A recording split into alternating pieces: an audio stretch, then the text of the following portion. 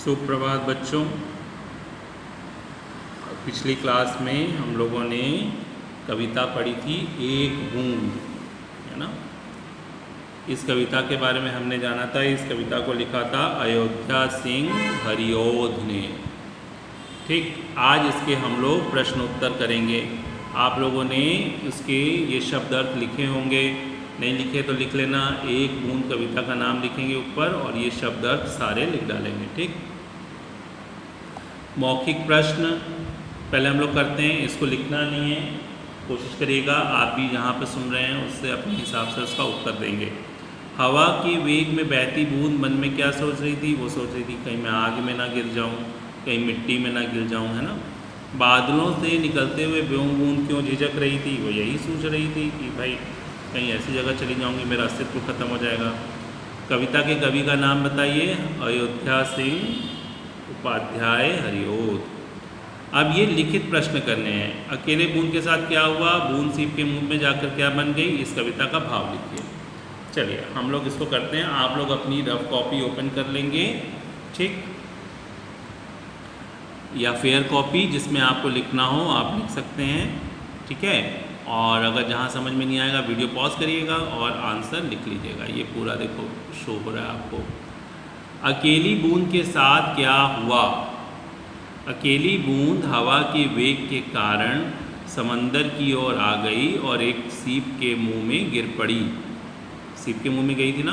अकेली बूंद हवा के वेग के कारण समंदर की ओर आ गई और एक सीप के मुंह में गिर पड़ी।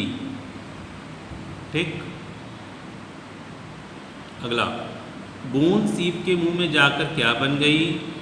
बूंद सीप के मुंह में जाकर मोती बन गई। बूंद सीप के मुंह में जाकर क्या बन गई? बूंद सीप के मुंह में जाकर मोती बन गई। इस कविता का भाव लिखिए। इस कविता में कवि यह भाव प्रकट करता है कि हमें अपने कर्मों को बिना झिझके करना चाहिए, क्योंकि भाग्य हमेशा मेहनत व श्रम पर निर्भर करता है। जब तक व्यक्ति अपने लक्ष्य के लिए कदम आगे नहीं बढ़ाएगा तब तक उसे लक्ष्य की प्राप्ति नहीं होगी।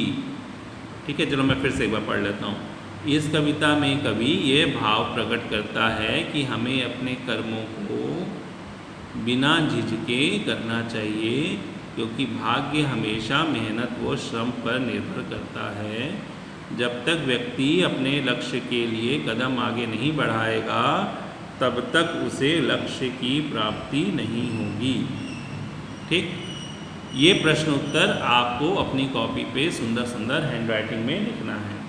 ठीक, अगर आपको दिक्कत हो रही है तो आप क्या करेंगे, इसको पॉज कर लेंगे वीडियो को और इसको नोट कर लेंगे। ठीक है, चलिए अब इसका हम लोग आगे के अभ्यास को करते हैं। बहुविकल्पीय प्रश्न देखेंगे। बूंद किसकी गोद से निकली? बादल की, आसमान की, सूर्य की? बादल की। टिक लगा दिया उस पर। किसका मुंह खिला था? सीप का मुंह खुला था, बादल का नहीं, समुद्री जीव का। अंत में बूंद क्या बनी? मिट्टी, सोना, मोती, मोती बन गई। कविता की पंक्तियाँ पूरी करनी, याद भी करनी है। ठीक है, जो निकलकर डैश में यूँ कड़ी, ये वाला लाइन है देखो। जो निकलकर बादलों की गोद से थी अभी एक बूंद कुछ आगे बढ़ी, सोचने फिर यही जी में लगी, आह क्यों घर छोड़कर मैं यूँ खड़ी। यहाँ तक ठीक है। अब देखो यहाँ इन शब्दों के तुकांत शब्द मिलते, जैसे पानी, रानी, घर पर, कढ़ी, बढ़ी, सूखा, भूखा। वर्ण विच्छेद करना है। बादलों, ब में देखो आ की मात्रा है तो ब आ, द में कोई नहीं मात्रा है द, ल ओ अंग की मात्रा है ना। चौथी, च औ थ ई सागर, स आ ग र, इसके नीचे ल हलंत लगाएंगे। ठीक है, सूखा, स उ ख आ, सूखा।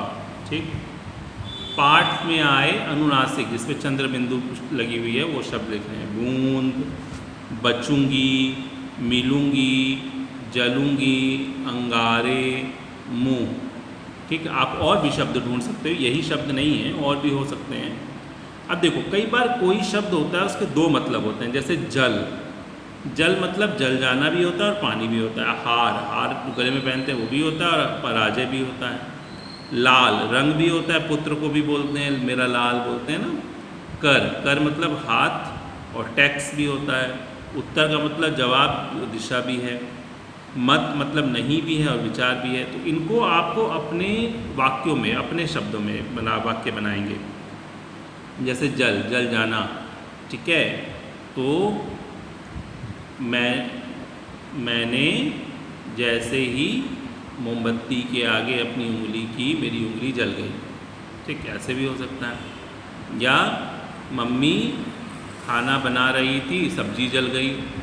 ठीक, पानी, ठीक है, जल में मछली तैरती है।